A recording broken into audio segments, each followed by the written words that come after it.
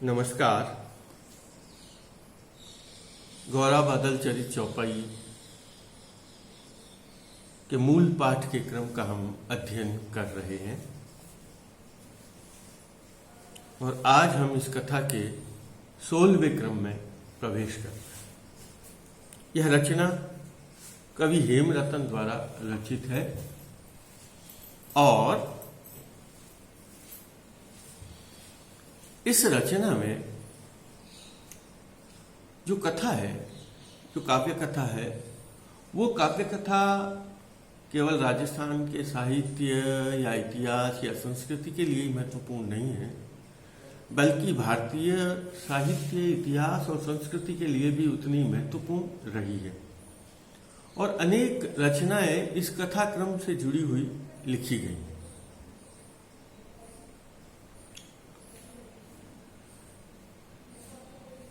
चित्तौड़ के राजा रतन सेन और रानी पद्मिनी की कथा और उस कथा के साथ जुड़ा हुआ एक महत्वपूर्ण इतिहास का पात्र अलाउद्दीन खिलजी।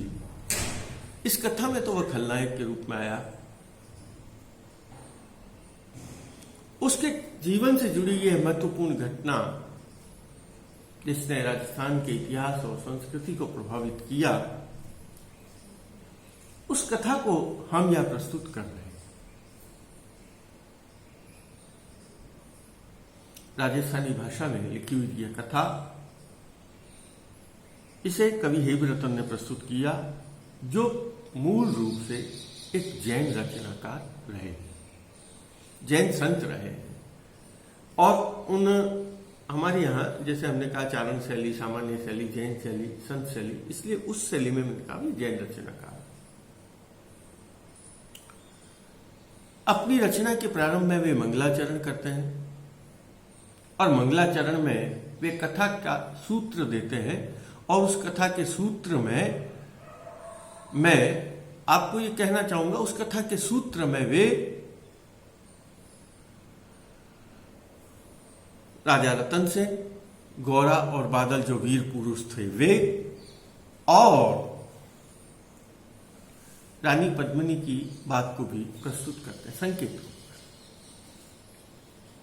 उसके पश्चात कथाक्रम जब आगे बढ़ता है तब गढ़ चित्तौड़ का वर्णन है और गढ़ चित्तौड़ के वर्णन के पश्चात राजा रतन सेन और उनकी जो पटरानी है रानी प्रभावती, उसका वर्णन किया है। रानी प्रभावती के वर्णन के पश्चात रानी प्रभावती और राजा रतन सेन के भोजन के प्रसंग में हुए हुए संवाद को कवि विस्तार से प्रस्तुत करता है और उसी संवाद से जुड़ा हुआ एक विवाद हो जाता है। उस विवाद को कवि ने प्रस्तुत किया। यहां हम ये देखते हैं कि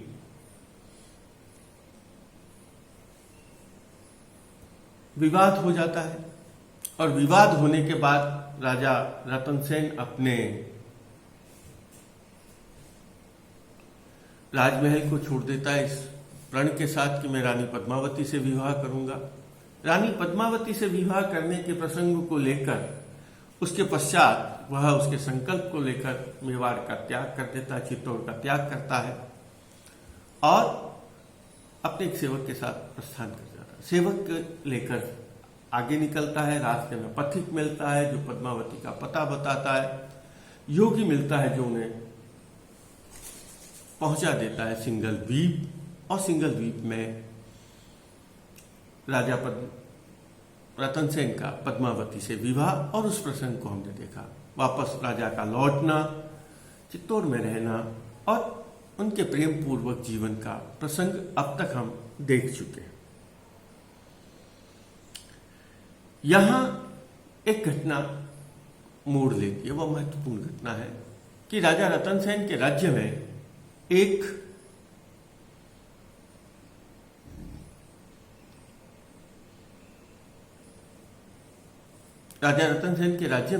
एक पंडित है, साहित्यकार है, विचारक है, जो बहुत ही अधिक विद्यावान है, गुणी है और राजा उससे बहुत प्रभावित हुआ और उसे बहुत महत्व दिया जाता है उस राज्य में।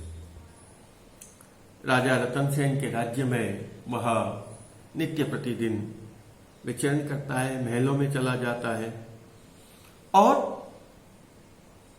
उसे स्वतंत्रता होती है, वह जहां चाहे वहां जा सकता है। राजा रतन सेन एक बार अपने महल में अंतः कक्ष में रानी पद्मिनी के साथ प्रेमालाप कर रहे होते हैं और उसी समय वह राघव चेतन व्यास उस कक्ष में पहुंच जाता है, जिसे देखकर राजा बहुत क्रोधित होता है।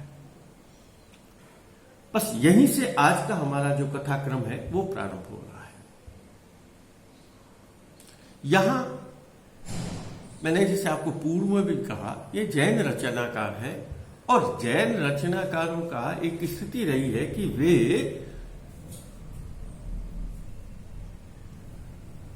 समाज में कुछ न कुछ संदेश देना चाहते हैं और समाज में संदेश देने के लिए वे क्या करते हैं, कुछ कथाओं को प्रस्तुत करते हैं, उसे नीति निर्देशक तत्व उसे साथ में देते हैं, नीति निदर्शन करते हैं। यहां इस रूप में वे हमारे समक्ष उपस्थित होते हैं। इस प्रसंग में भी यहां एक नीति का बहुत बड़ा प्रसंग उल्लेख किया है। मैं इसलिए पूरी भूमिका बता रहा हूं कि इस कथा के साथ नीति का संकेत करना उनकी कथा का मूल उद्देश्य भी है और वह नीति का जो निदर्शन किया है वह अपने आप में बहुत महत्वपूर्ण है, जहां वो दो बात बताते हैं, हमें क्या करना चाहिए और क्या नहीं करना चाहिए।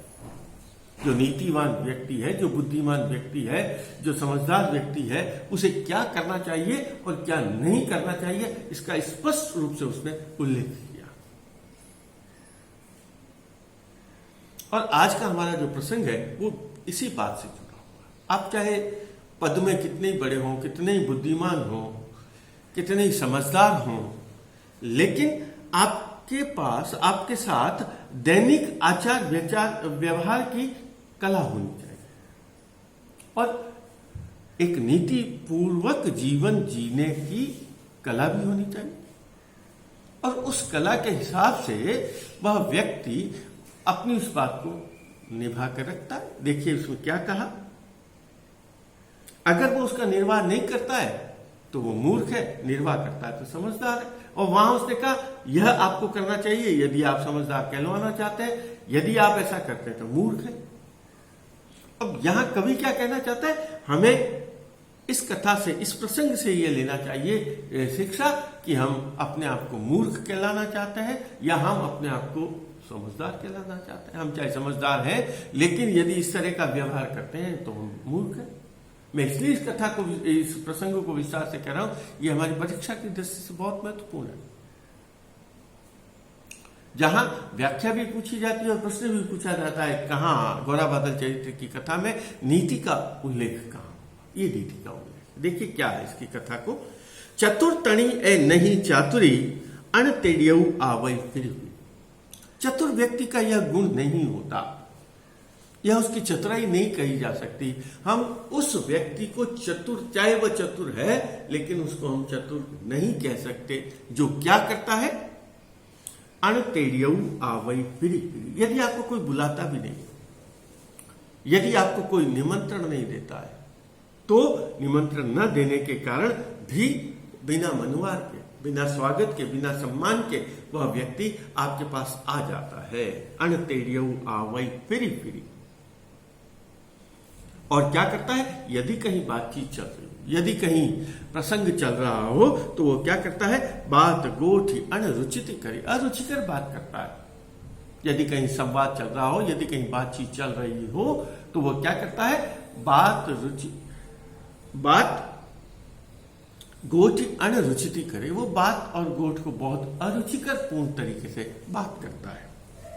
काडंताई नवीनी सरई। और यदि उसे कोई कहा जाए कि तुम यहां से चले जाओ तब भी वह वहां से जाता नहीं है। अर्थात जिस व्यक्ति की जहां आवश्यकता नहीं हो और अनावश्यक रूप से वहां उपस्थित हो जाए, अनावश्यक रूप से वहां चला जाए और अरुचिकर विषय को लेकर अपनी बातचीत प्रस्तुत करता है, ऐसा व्यक्ति मूर्ख है। और यदि उसे जाने के लिए संकेत दे दिया जाए तभी वह स्थान नहीं छोड़ता, इसका अभिप्राय वह व्यक्ति पूर्ण रूप से मूर्ख है। यहां उसने कहा चतुर्तनीय नहीं चातुर, चतुर व्यक्ति वह की चतुराई नहीं कही जाती है जो अनतेड़ियों आवे फिरे, बिना बुलाए कहीं चला जाता है, बात गोठ अनरुचिति करे, और जो बातचीत करता है वह विषय के विपरीत या अनुकूल बात नहीं करता, तो बात गोठ अनरुचिति करई काढ़नताई नवीन निश्चय, और उसे कहा जाए तुम यहां से चले जाओ, लेकिन तब भी वह नहीं जाता, वह व्यक्ति मूर्ख है। अब आगे उसने कहा इस प्रसंग को, बिहू जना बीची त्रिजू था, दो जनों के बीच में वह तीसरा व्यक्ति उपस्थित, जहां दो जने बैठे हुए हो, जहां उसकी आवश्यकता नहीं हो, और वहां भी वह चला जाता है। बिहू जना बीची त्रिजू था ही, अमहल माहे आगू जाए, और अंतः महल में वह आगे से आगे चला जाता है, बिना जहां उसको जाने की अनुमति नहीं हो या जहां उसकी आवश्यकता नहीं हो, किसी के घर में, किसी के महल में, किसी के कक्ष में, वह बिना बुलाए उसके कक्ष में प्रवेश कर जाता है। महल माहे, और दूर तक चला जाता है, अनबोला यूं बोले गणी, जो जिससे कोई बात नहीं करना चाहता, जिससे कोई संवाद नहीं करना चाहता, लेकिन तब भी वह आगे होकर संवाद करता है। और उसने क्या कहा, अनदीदू बली ले बेसो, जिसे बैठने के लिए नहीं कहा जाए, आपको पहले तो बिना बुलाए चले जाए, फिर जहां दो जने बैठे हुए, जहां उसकी आवश्यकता नहीं हो, तब भी वहां उनके बीच में जाकर बैठ जाए, उसे बैठने के लिए भी नहीं कहा जाए, और वह जाकर चुपचाप वहां जाकर बैठ जाए, और जिससे कोई भी बात करना नहीं चाहता है, और फिर भी वह आगे होकर बात करता है, ऐसा व्यक्ति मूर्ख व्यक्ति कहलाता। तो जहां इसने क्या किया था, जहां दो व्यक्ति बैठे हुए थे, राजा रतन सिंह और रानी पद्मावती जहां बैठे हुए थे, वह उनके बीच में जा उनके कक्ष में चला गया, महल माहे आगू जाए, उनके अंतः कक्ष में, अंतः महल में बहुत आगे तक चला गया था। अब इससे आगे कई बार हम ऐसे लोगों को देखते हैं जो अनावश्यक रूप से किसी दूसरे व्यक्ति के शरीर का स्पर्श करते हैं, उनके शरीर को छूते हैं, जो कि आवश्यकता नहीं है। हमारी भारतीय परंपरा में किसी व्यक्ति के शरीर को छूने की परंपरा नहीं है, जब तक कि वह व्यक्ति आपका बहुत निकट ही क्यों नहीं, आपका भाई हो, आपका पुत्र हो, आपकी पुत्री हो, तब आप उसके शरीर का स्पर्श करते हैं, उससे गले मिल सकते हैं। इसके अलावा किसी अन्य व्यक्ति से गले मिलने की हमारा बहुत मित्रता, बहुत घनिष्ठ मित्रता हो, तब हम उसे गले मिल सकते हैं, अन्यथा किसी अन्य व्यक्ति को, अपरिचित व्यक्ति के शरीर का स्पर्श हमारे यहाँ निषिद्ध है। लेकिन ऐसा व्यक्ति, जहां उसने कहा डील लिगाड़े घसई, जब आप शरीर का अनावश्यक रूप से स्पर्श करता है, और बात करन तू आप ही हंसई, जो बात तो खुद ही बात करता है, दूसरे को हंसी आए या न आए, दूसरे को बात वह रुचिकर लगे न लगे, लेकिन वह व्यक्ति खुद ही बात हंसता रहता है।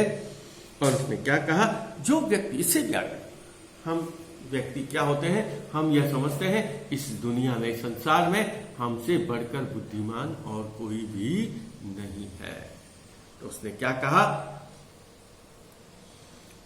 मनी जाने हूं खरू सुजान, जो व्यक्ति यह सोच ले कि मन में यह जान ले कि मेरे से ज्यादा समझदार इस दुनिया में कोई नहीं है। मनी जाने हूं खरू सुजान, मूर्ख जनरा एहना, जो व्यक्ति मूर्ख जन का यह एहनान, एहनान का मतलब है निशान, चिन्ह, उसकी विशेषता यह होती है जो कि अपने आप को जो सबसे ज्यादा बुद्धिमान समझता है, अपने आप को जो समझदार समझता है, समझ लीजिए वही व्यक्ति सबसे बड़ा मूर्ख है।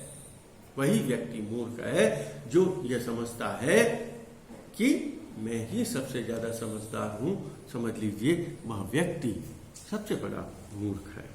तो यहां उसने क्या कहा, वह व्यक्ति जो अनावश्यक रूप से दूसरे व्यक्तियों के शरीर को स्पर्श करता है और बात करते हुए स्वयं ही हंसता है, चाहे दूसरों को वह बात रुचिकर लगे या न लगे, और जो मन में ये जाने कि मेरे से ज्यादा समझदार व्यक्ति कोई भी नहीं है, वह मूर्ख व्यक्ति का वही सबसे बड़ी निशानी होती है। एकंतई अस्त्री भर्तार, अब यहां जो उसने गलती करी थी वह गलती यहां दिखाई दे गई। एकंतई अस्त्री भर्तार, एकांत में यदि कहीं पति पत्नी स्त्री पुरुष, यहां स्त्री पुरुष का अभिप्राय भी पति पत्नी से अभिप्राय है,